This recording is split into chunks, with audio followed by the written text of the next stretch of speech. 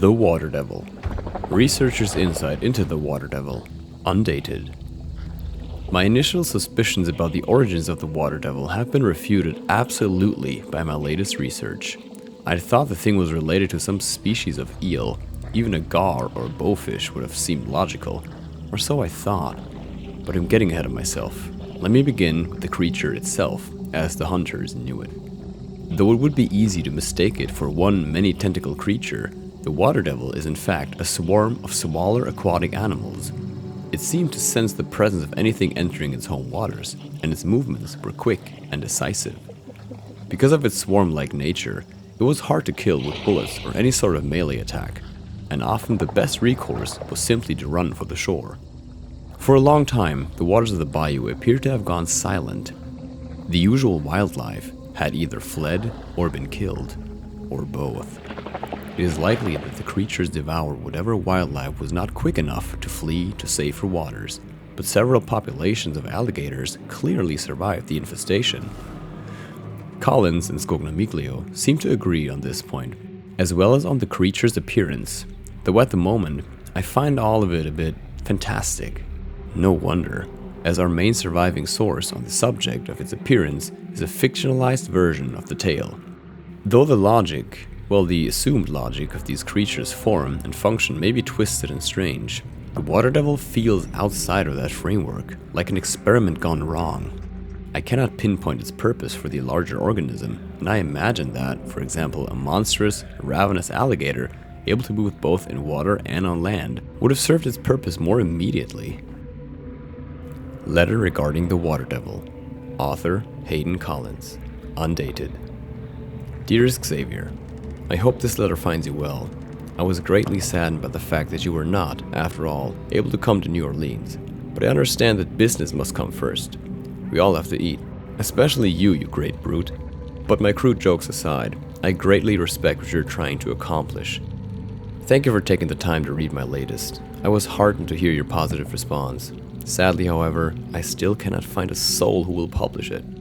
People simply do not believe that what I describe could have possibly happened to two young women. It seems to me, the people who say these things have not spoken widely with the weak sex.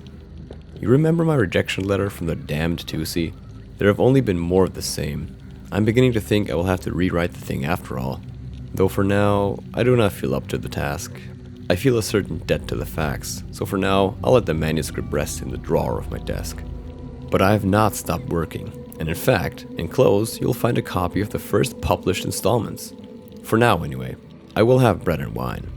It came to me, or should I say, he came to me, during an evening spent at Finn's. I can hear you laughing even now, and no, I have not given up any of my vices. I was drawn to the man because of his face, which was scarred almost beyond human recognition, and I stayed at his side until dawn, listening to what he had to say. He was as eager to tell the tale as I was to hear it, and I made sure that Sal kept us well in our cups. You may not believe it, but I stayed true to the tale he told of the many-tentacled beast of the swamps, though the scars on his face were the only offer to prove. This town is awash with the strangest tales. I do not regret the move, though I miss you dearly. There is enough inspiration on these streets to fill 1,000 novels. You will hardly believe the tale yourself. Do tell me what you think. Your brother, Hayden. Serial published in the New Orleans True Crescent. Author Hayden Collins.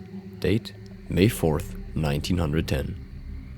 He might not be a hero, but he fought the devil in the swamps of Louisiana, and he won. But at what price? Find out this week in The Devil You Know, #1, a weekly adventure serial by H. Collins. His face was scarred and discolored beyond all recognition. He was a free man, a black man, once a slave, but never to be again, for he had armed himself and would fight nail in tooth, would kill and would die before he ever submitted to such conditions again. His name was Jonas, and he was fond of his Winfield, like so many before him, and he felt himself as powerful as a regiment of men with it in his hands. Should you manage to catch sight of those hands on one of the rare occasions he was without his calf-hide gloves, you would see that they were as soft and as smooth as a porcelain cup. Once, his face must have been the same, but all who had ever seen his face without scars, or his hands without gloves, were dead, most by his hand, with the exception of the lover he had lost and mourned, and whose memory he fought for still. They had been partners in the hunt, Jonas and a man called Gator, initiated by an old preacher who thought them both too desperate for any other work. Correctly, it must be noted, for both felt compelled to wander, to hunt, and to fight. Both avoided the indoors, feeling most at home with a rifle on their backs and the stars above them, ignorant though they were of the fate written there in their name among them. Though the preacher who initiated them never did manage to convert them, Jonas and Gator would meet the devil in the shallows of Stillwater Bayou, and only one of them would live to regret it. He might not be a hero, but he fought the devil in the swamps of Louisiana, and he won. But at what price? Find out this week in The Devil You Know, number 2, a weekly adventure serial by H. Collins. Move your drumstick, beef rat. We don't have a year to get to Bully. They'd been walking for hours and still hadn't found the bounty they'd been sent to find. We're walking in circles, Harpo. There ain't no way around it. Around it? Get it? Regular poet, mate. You would have starved to death a poet, or a comedian. Well, I'm going to starve to death a hunter, eh? Dark times when the sight can't set us right. These hunters were rumored to have powers that led them to their quarries, and the rumors were true. A small motion of the hand and a short incantation whispered, and the world became a misty gray.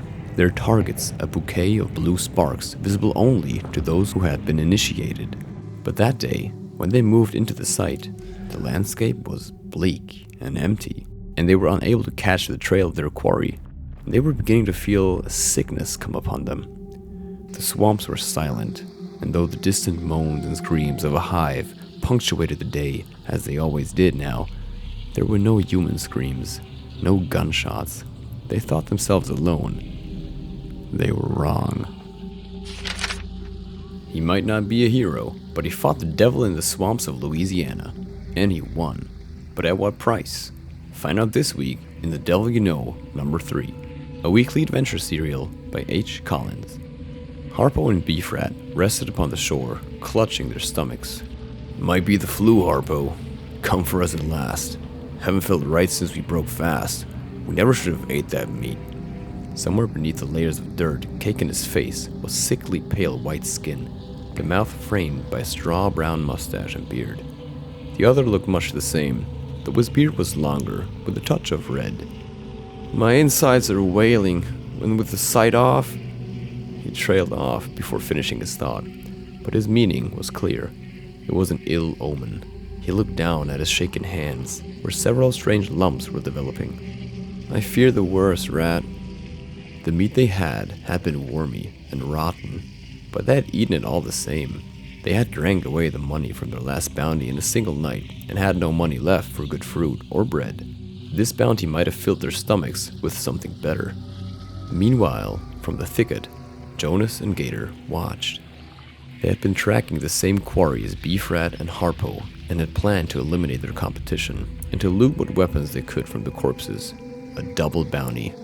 But now the two men on the shore were acting strange, and having removed their hats and coats, were moaning, scratching at their faces and arms. It was safest to shoot from a distance. Their aim was true. He might not be a hero, but he fought the devil in the swamps of Louisiana, and he won. But at what price? Find out this week in The Devil You Know, number 4, a weekly adventure serial by H. Collins. Jonas drew his knife down the length of the Harpo's body, from chin to pelvis, expecting the spill of organs and the stench of foul rot and death. He intended to take the heart, but he was greeted with a great flow of thick, segmented white worms spilling from the dead man's flesh. The worms had already devoured the organs. Some still had blood smeared across their mouth cavities, opening and closing in the air as they sought after more flesh. Jumping back, Jonas reached for his rifle and began to shoot, but landed no hits. The stubby, writhing creatures, turning a reddish-orange now that they had been freed from the man's carcass, skimmed across the mud and slid into the dark waters of the bayou. The dead man's partner, Beef Rat, had run towards a building on the far side of the water at the first sound of shots. He stopped and began to convulse. The white worms poured out of his mouth, his ears, and the gaping sockets where they had eaten their way through his eyes.